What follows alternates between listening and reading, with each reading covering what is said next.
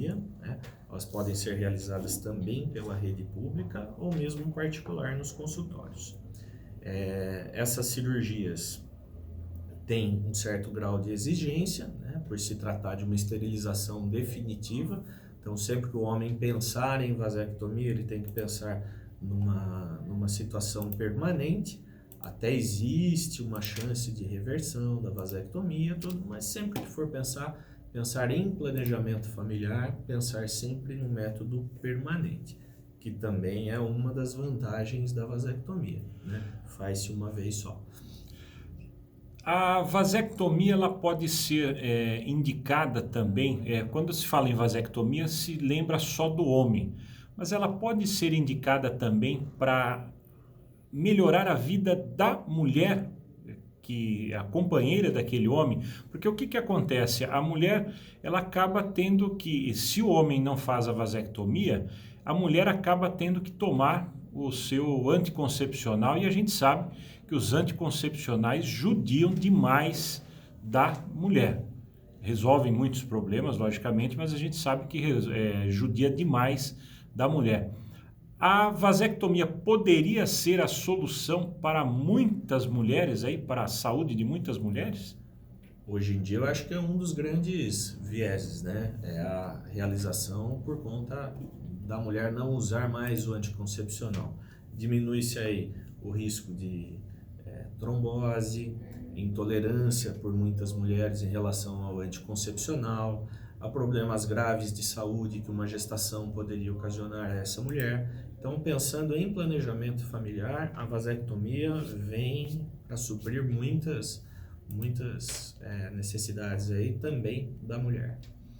Nossa ouvinte, a Isabel, da Vila Maringá, diz aqui: bom dia, doutor Rodrigo, ótima pessoa, médico muito atencioso, meu urologista. Ela diz aqui, olha, a doutora Isabel Mancini, a doutora Isabel Mancini. Um abraço para a Isabel Mancini. O Messias pergunta aqui, morador lá no Eloy Chaves, ele queria ser atendido... Não, é outra pergunta aqui, deixa eu passar aqui. A Rebeca, do bairro do Corrupira, ela é insistente essa pergunta, eu queria que o senhor deixasse claro. A cirurgia da vasectomia, ela tira ou pode acontecer alguma coisa com a virilidade do homem? Então, nenhuma. Algum risco? Em teoria, não há nenhum risco em relação à virilidade. E uma coisa que na prática a gente acaba percebendo, inclusive, é a melhora do desempenho sexual, embora a cirurgia não altere em nada. Mas esse homem, depois da cirurgia, não vai precisar parar para colocar preservativo, para saber se a mulher está no dia fértil ou não, se a mulher fez o uso correto do anticoncepcional. Então traz uma tranquilidade para o casal, traz uma tranquilidade para esse homem também em relação à sua sexualidade. O tempo de recuperação de uma cirurgia da vasectomia, qual é o tempo de recuperação? O tempo de recuperação vai ser determinado pela profissão, pela atividade laborativa desse paciente. Se for um profissional liberal que trabalha em casa, no computador, sentado, sem esforço, pode ser apenas de um dia. Se tiver uma atividade mais pesada, um serviço que requer esforço físico, daí a gente fica entre 3 e 5 dias. Tem um ouvinte aqui, o Alberto, lá do Secap, ele diz: eu fiz vasectomia quando eu tinha 27 anos, hoje eu tenho 60. Ele pergunta, a cirurgia, ele diz que não tem o problema, mas ele pergunta, a cirurgia da vasectomia, fazer ou não, isso aí influencia no câncer de próstata? Tem alguma ligação com o câncer de próstata, fazer ou não a cirurgia? Não há nenhuma alteração em relação ao câncer de próstata, nenhum benefício e nenhum malefício. O José Roberto Possani manda um abraço para o Dr. Rodrigo. José Roberto Possani. Um abraço, senhor José Roberto. Tem uma pergunta aqui, nosso ouvinte, ele pediu para não ser identificado aqui. ele pergunta sobre impotência sexual.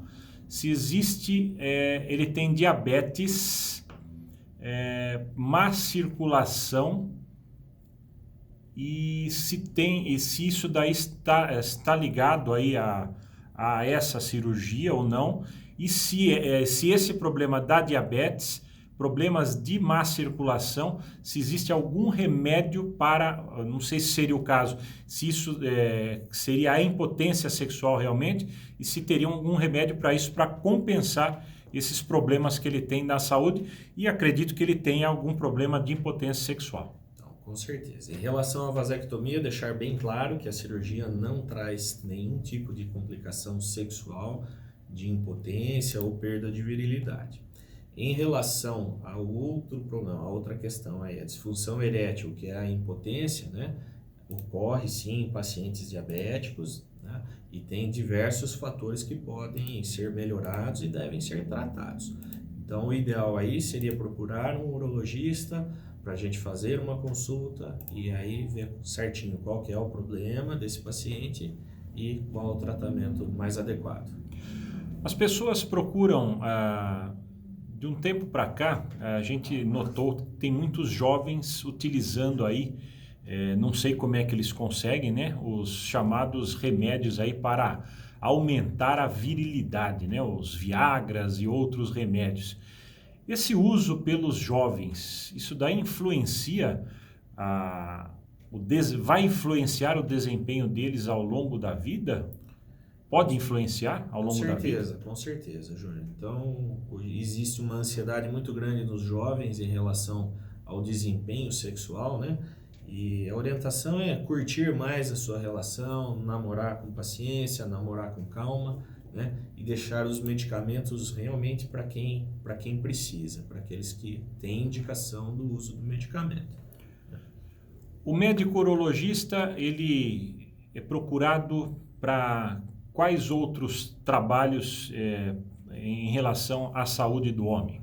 Então, a urologia é uma especialidade que cuida de órgãos que são comuns entre os homens e as mulheres, né? No caso, rim, bexiga, os ureteres, e também em relação à andrologia, que seria a parte do tratamento dos órgãos genitais masculinos e das questões realmente ligadas ao homem, como se fosse o ginecologista para as mulheres.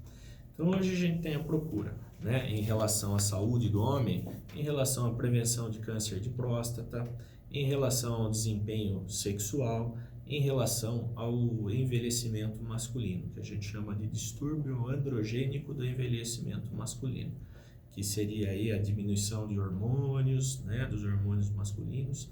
Então tem todo esse acompanhamento aí.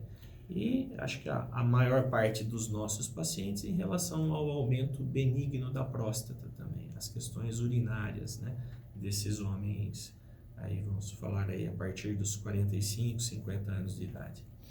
O médico tem recebido aí no seu consultório pessoas mais jovens com problemas aí de ereção, problemas no seu órgão sexual em função do dia a dia que acontece aí, do estresse ou de outras questões aí que a gente sabe lá o que esse pessoal anda consumindo aí pelas ruas das cidades.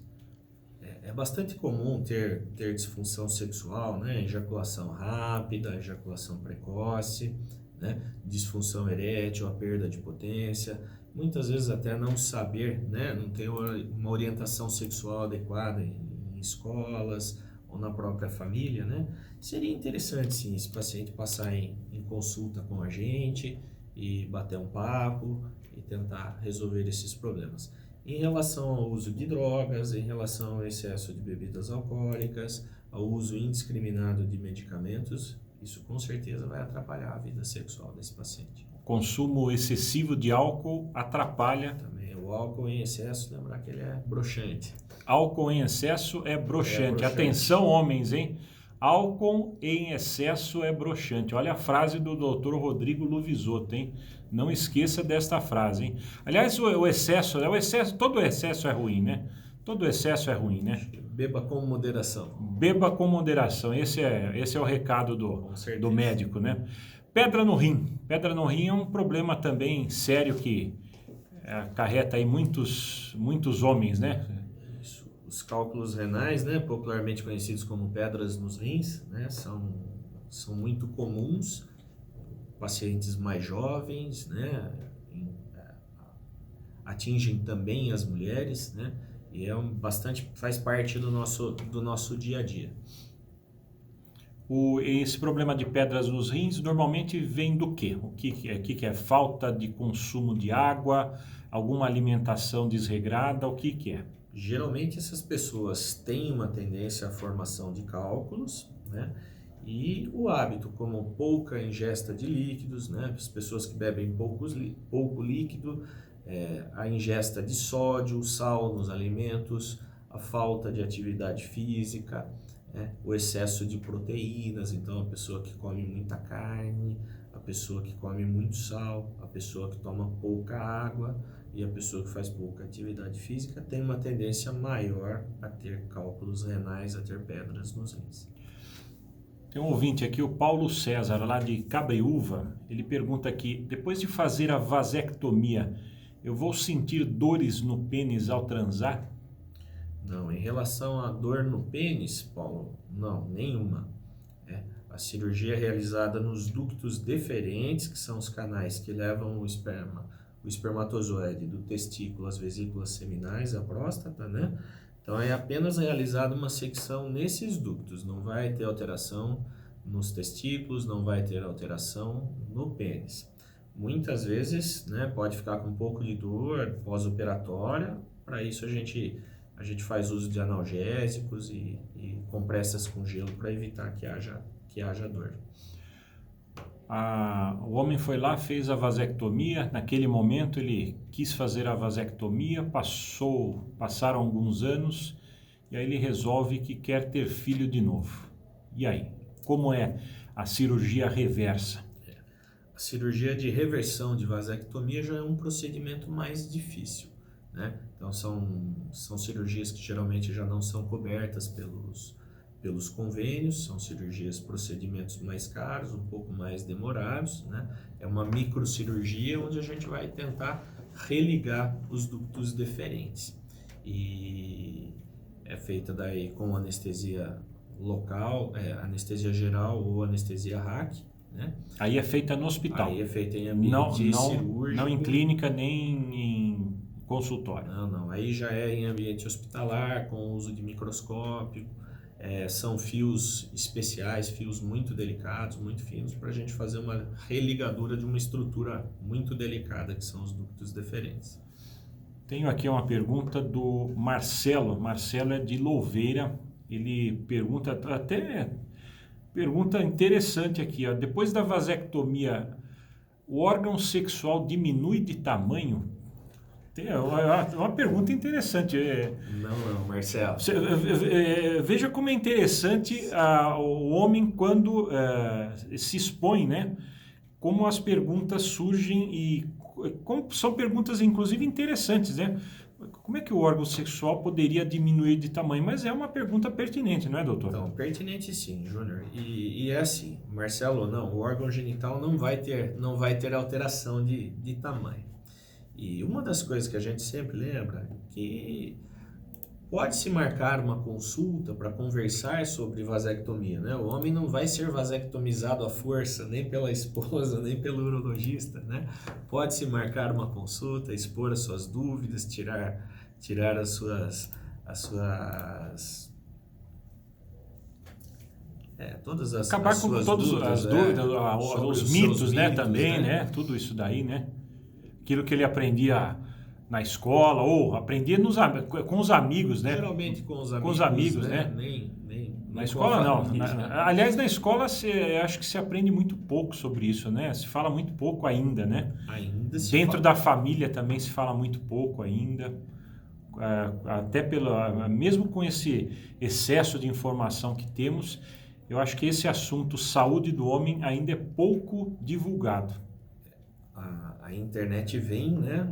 Então, houver dúvidas e procurar a internet, né? Existem sites como o site da Sociedade Brasileira de Urologia, né? Sites seguros, sites de clínicas, de instituições, né? Seguros para que se haja esse tipo de informação, a informação adequada. Doutor Rodrigo, muito obrigado pela sua participação aqui na Rádio Cidade, foi muito importante essa sua participação, esses esclarecimentos. Se tem alguma questão que eu não tenha abordado aí, não tenha perguntado, que o senhor queira acrescentar, fique à vontade, desde já agradecendo a sua vinda aqui, inclusive aos estúdios da Rádio Cidade. Eu é que agradeço, Júnior, pela oportunidade e lembrando sempre os homens em relação ao câncer de próstata, que para os homens em geral, a partir dos 50 anos de idade, fazer uma consulta com o urologista, e aqueles homens que tiveram os familiares com câncer de próstata, que a partir dos 45 procurem um urologista. Agradeço a oportunidade, agradeço a entrevista aqui. Dr. Rodrigo Luvisotto, médico urologista, ele falou ao Jornalismo da Cidade.